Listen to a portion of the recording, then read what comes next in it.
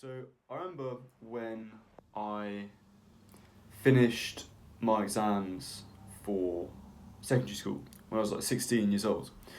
Um, yeah, in the UK they're called like GCSEs, right? So you have GCSEs when you're like 16, and it's kind of the end of high school, end of secondary school. And yeah, I remember I finished them, and like me and my friend, we both had same exam at the same time, and we both finished it, and it was both our last exam. And afterwards, her mum came and picked us up, and it was before any of us could drive, obviously. So, but yeah, she picked us up and she drove us to a McDonald's, and we both got like a McFlurry. And looking back on it, it's a bit sad because we were like 16, but there's something about the feeling of freedom when you finish that first like exam, like you finish like the last exam of your school, and you just feel like the world is your oyster. You can do whatever you like.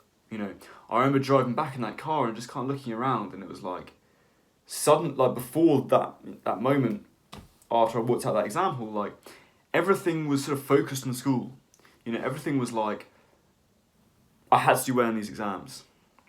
You know, but all of a sudden it's like I'm driving back and like this, I'm not constrained by anything anymore, and it's like this world that's all around me that I'm looking at, like I can just interact with it now. There's just something. There was some kind of sense of freedom that I just felt in that moment, you know, and I don't know. We just kind of passed a shop, and it's like I could go and work there now. I don't have to worry about any exams. I don't have to go to school. I can just go and work there. Um, it's an amazing feeling. That feeling of freedom is like the best feeling. It's one of the best feelings you can feel. Um, there's something so exhilarating about it. But anyway, what happens? Well, I had the summer, and September came around, and I started sixth form college, which is like the stage after um, college, like secondary school, right? And now we had like some new exams to do at A level, our A levels, which we did when we were 18. And, spent 2 years studying for them. And again, I was right back in that thing of like, oh, I've got to really hyper focus on this. Everything was kind of centered around doing well in these exams. And then, it gets the summer of year 13, go into the exam hall, I do all these exams, and then, it's the last exam, and suddenly I had this freedom again. And I feel the exact same feeling that I felt when I was when I finished my GCSEs. When I was 16, it was like, I'm free. I can do whatever I want now, you know. And again, it's just the best feeling you can imagine. You just feel like you have the world at your fingertips. What do I do after that? Well, I go off to university, and okay, I've got 3 years to study for a degree. And first year is getting to grips with the subject. Second year it takes it a little more seriously, and then third year, it really starts to ramp up. Doing a dissertation, you're doing the exams at the end of the year. It was all in-person exams for the first time since COVID, and again, I remember turning up to my last exam, and it was a bit funny because actually I turned up to my last exam and I just didn't even have a pen with me. Like that's how disorganised I was by the end of university. But yeah, fortunately someone managed to lend me a pen, and yeah, I completed the exam and walked out of the exam hall. And I remember celebrating with some friends a couple of days later who had also finished their exams. And I remember I had this one mate, like we just went out to like go to some pubs in town, and I remember I had one mate and he was just so excited to have finished his exams, and he was like dancing around the place, like just shouting like, yeah, we finished exams. But this time I didn't get the same feeling that I got when I finished my A levels or when I finished my GCSEs. because I just felt like, how long is this going to go on for? I suddenly realised, like, I thought that was it after my GCSEs. You know, I thought that was it after my A levels. And now here I am after my degree. Like, I'm 21 years old now. And all I just seem to do is just keep getting myself in scenarios where I have to take an exam. Now, obviously, I get it. It's the educational system, you know, that's how it works. But it's funny, like, when I felt that freedom when I was 16 and I just walked out of my last exam in school, like, I didn't, that sort of joy of freedom, like, there was nothing in that where I thought, oh, I'm just going to do some more exams in a couple of years' time, and some more exams after that. You know, the sense of freedom was more like, I've finished the stuff I have to do. Now it's for the stuff that I really am built to do, I'm meant to do, you know. And I just realised at this point, I was like, when is this going to stop? You know, when am I going to stop celebrating finishing something that I never really wanted to do in the first place? You know. And it's so funny because I could just see this go on and on, basically until I die, you know, for the rest of my life. You know, like, I'm at a job now, and I've got some exams that I've got to do for that, you know, to qualify and earn more money, you know. And I get it. Like, obviously you need to train yourself up to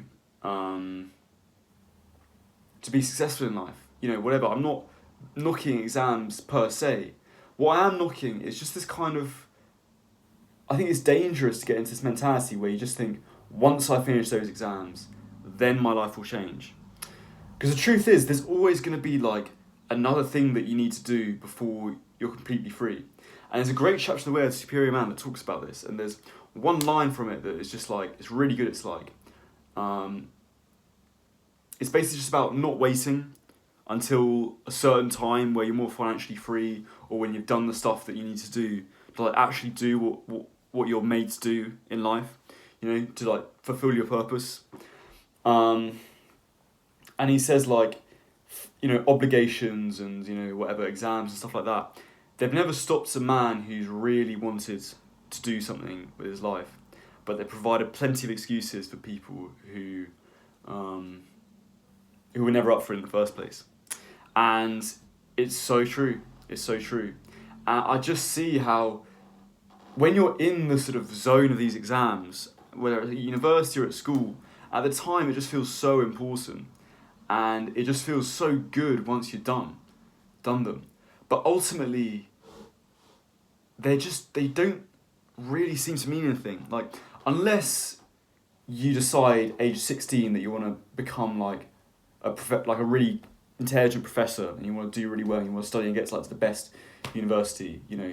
So you do really well in your GCSEs, you do really well in your A levels, you get into Oxford or Cambridge, and you do really well in that, you know. Then there's like some purpose to it.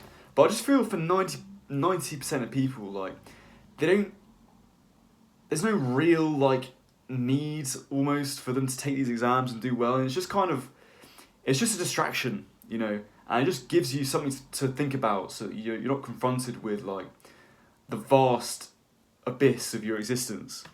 I remember, like, quite early on in life, you know, like, there's a book by MJ DeMarco, which is The Millionaire Fastlane, and I remember reading it, and it's a really interesting book, because basically, I think what it really says, the Billionaire Fastlane, is like, it's so, you're told all your life to, like, you know, get a good job, study hard, you know, go to university, study hard, get a good job, you know, and slowly work your way up the ladder. But I just don't think we live in that kind of world anymore, you know. And I just think all this constant education, like, I'm not saying don't take school seriously. I'm not saying, like, don't go to university and stuff like that. But I do feel a bit apathetical to all of it. I do feel like it's all a bit pointless, you know. I remember when I was like 18 and I was starting to think about these things.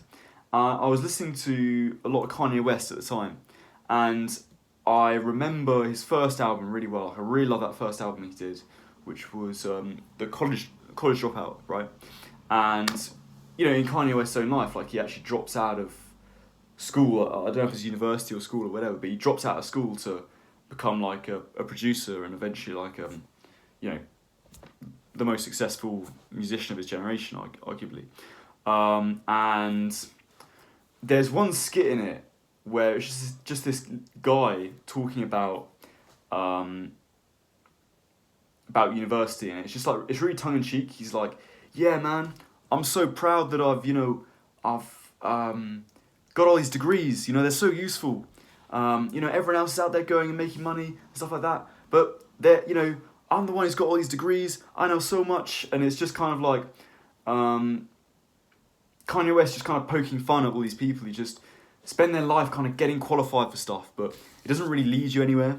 You know, it doesn't really provide you with the roadmap that you want in your life, and it's just a distraction at the end of the day. It's just like, it's so easy to slot yourself into it, and it's so easy to think, once I've done these exams, then I can start living, you know. And I've just realised that you gotta, at some point, you just gotta stop. You gotta stop it. You just gotta get out, and it doesn't matter what stage you are along the line, or how close you are to kind of completing it.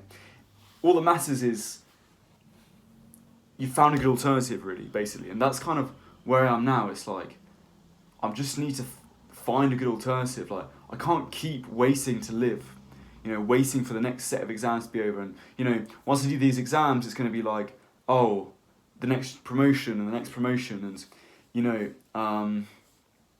what's it all really for at the end of the day, you know? So, yeah, basically, what I'm saying is, it's so easy just to get locked in with daily life and your obligations that you think are important. But you gotta poke your head out of the sand and ask yourself why you're doing this and where is it leading you. And it's hard to ask these questions, and I feel like society is kind of designed to not make you answer these questions. But you won't regret it if you do. So that's it from me, guys. If you click the top link in the description, I am taking on some more clients for online coaching at the moment. So if you want to hear more about, you know, getting more direction in your life, setting clearer goals, holding yourself accountable, stuff like that, it'd be great to hear from you. And we'll see you in the next video.